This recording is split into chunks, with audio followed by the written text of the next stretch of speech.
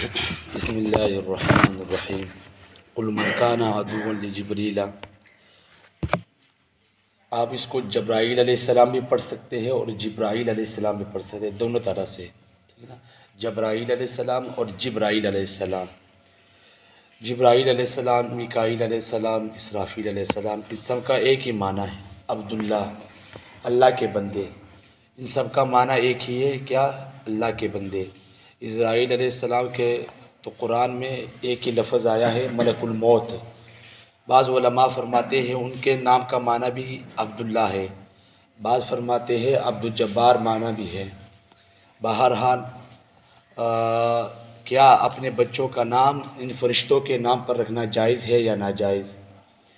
تو اس کے متعلق یہ بات یاد رکھے، حضور صلی اللہ علیہ وسلم کی حدیث ملتی ہے کہ اپنے بچوں کا نام انبیاء علیہ السلام کے ناموں پر رکھو اور فرشتوں کے ناموں پر نہ رکھو۔ یہ حضور صلی اللہ علیہ وسلم کی حدیث ہے کہ اپنے بچوں کے نام انبیاء علیہ السلام کے ناموں پر رکھو اور فرشتوں کے ناموں پر نہ رکھو۔ تو اس لیے بعض علماء فرماتے ہیں کہ اپنے بچوں کا نام فرشتوں کے ناموں پر رکھنا، اگر کسی نے رکھ دیا تو یہ مکروہ عمل ہے، اگر رکھ دیا تو اس کو بدل دے۔ انبیاء علیہ السلام، صحابہ کرام رضی اللہ عنہم اجمعین کے ناموں پر اپنے بچوں کے نام رکھا کرو۔ یہ ہے ان کا اثر ہے کہ کیا انسانوں کے نام کم پڑ گئے ہیں جو اب تم فرشتوں کے ناموں پر نام رکھ رہے ہو؟ تو نام بہت زیادہ ہے، صحابہ کے نام بھی ہے، انبیاء علیہ السلام کے نام بھی ہے، تو ان ناموں پر نام رکھو، اس میں برکت بھی ہوگی، ان کے معنی بھی اچھے ہیں اور برکت بھی ہوگی۔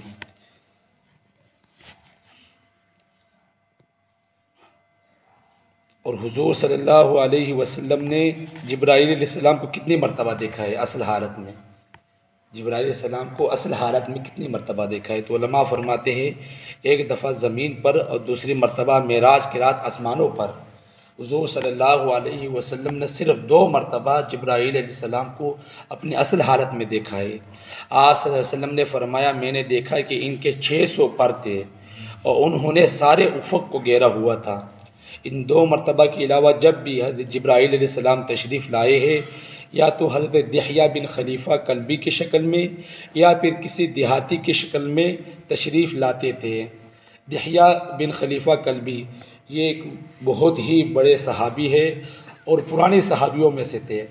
یہ وہ صحابی ہے کہ جب حضور صلی اللہ علیہ وسلم نے تمام تر ملکوں میں بڑے بڑے بادشاہوں کے نام اپنے پیغمبر اور رسول ہونے کے جو کاغذات تھے وہ بیچے، تو وہ ہرقل قیصر روم سب سے بڑا بادشاہ، دنیا کا سب سے بڑا بادشاہ وہی تھا اس زمانے میں، تو دحیہ بن خلیفہ کو ان کے پاس بیچا تھا دعوت دینے کے لیے کہ بھئی حضور صلی اللہ علیہ وسلم آخری پیغمبر ہے اور آخری رسول ہے، ان پر ایمان لے آؤ۔ یہ وہی صحابی ہے، اور علماء فرماتے ہیں یہ بہت زیادہ خوبصورت تھے، بہت زیادہ خوبصورت ہونے کی وجہ سے جبرائیل علیہ السلام ان کی شکل میں آیا کرتے تھے۔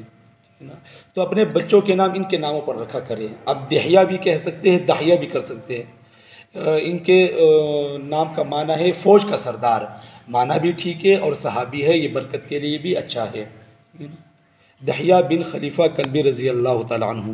تو اللہ تعالیٰ فرماتے من کان عدوا لجبریل، جو شخص دشمن ہے جبرائیل علیہ السلام کا، پس بے شک اسی نے نازل کیا ہے اس قرآن کریم کو آپ صلی اللہ علیہ وسلم کے دل پر اللہ تعالیٰ کے حکم سے۔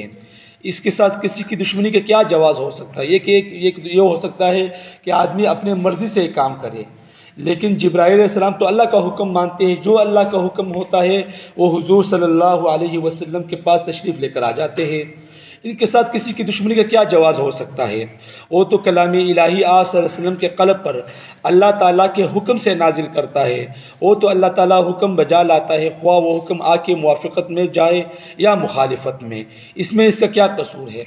وہ تو اللہ تعالیٰ کا حکم حضور صلی اللہ علیہ وسلم کے دل پر لے کر آتے ہیں، وہ اگرچہ آپ کے مخالفت ہو جائے یا کہ موافق ہو جائے، اس میں کسی دشمنی کی کیا جواز ہو سکتی ہے؟ کوئی سفیر کے وہ ہوتا ہے، ایک ملک میں جنگ ہو رہی ہے، اگر اس ملک کا سفیر پاکستان میں ہے تو اس سفیر کا تو کوئی قصور نہیں ہے، وہ تو اس ملک کے بادشاہ کا قصور ہو سکتا ہے، صدر کا ہو سکتا ہے، وزیر اعظم کا ہو سکتا ہے، اس کے بیچارے کا تو کوئی قصور نہیں ہے، تو ادھر بیٹھا ہوا ہے اب بس باتیں سن رہے ہو، آپ وہ سنا رہے ہو اس کو، تو اس میں جبرائیل علیہ السلام کا کوئی قصور نہیں ہے۔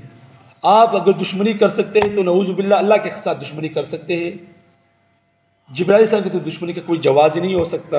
تو اللہ سے دعا ہے کہ اللہ عمل کی سمجھ کے توفیق عطا فرمائیں۔ وآخر دعوانا الحمدللہ رب العالمین۔